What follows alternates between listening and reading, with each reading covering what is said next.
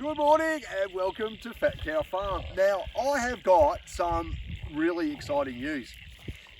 This little paddock that we're in now was originally the goat paddock. Now we'd set this goat paddock up purely because we had blackberries like this high. They were just massive, and it's taken our herd pretty much close to, I don't know, maybe about 18 months, 2 years, something like that, to get it down to basically what you see now.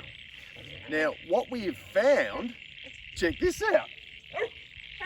So some previous owners have obviously put some swales in, and we knew we had water, but we didn't know to what extent.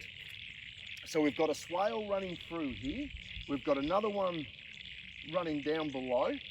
And as we go back up, there's more swales and dams and things like that all in this area.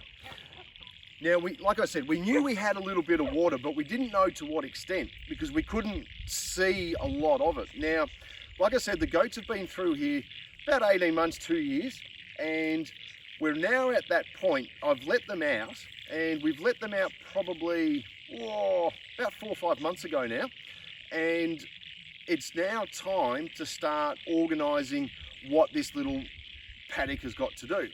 Now, the idea being is that we're going to plant this whole little area out. It's probably about, I don't know, maybe 2 acres, something like that. And we're going to set up all our beehives along this swale here. And we hope to have 5 or 6 hives. And we're going to start planting that out. So it's like a bee sanctuary, so to speak. You know, plants that will flower all the way through winter, all the way through spring and autumn and summer, so that they've constantly got food. So we're not going back to the process of feeding our bees over winter. And this is the disaster that we had up on the native forest area up the back there. This is what spurred this on, because we were sort of a bit unsure about what we were going to do with this.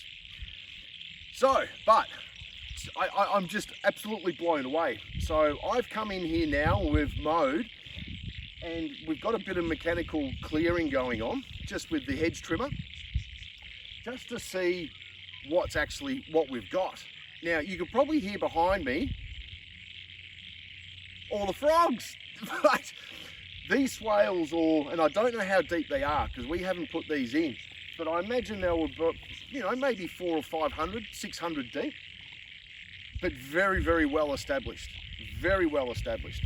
And now that we can get some light into them, it's going to be interesting to see what sort of little ecosystem will start developing now, because like I said, the blackberries were just over all the water, so it was just a dark, swampy area. So you can almost call this like a terraced sort of section, going into a natural creek that we've got running along just beyond over here.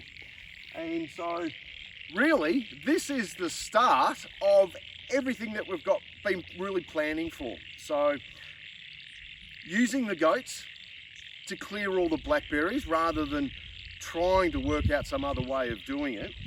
Now that the goats have gone through, and I can see a little bit of regrowth coming through, but we can manage that now, you know. So a lot of the leaves and everything else that they've picked off, the canes have died back, and now that we can manage that and start clearing it, and then start managing that new growth coming through.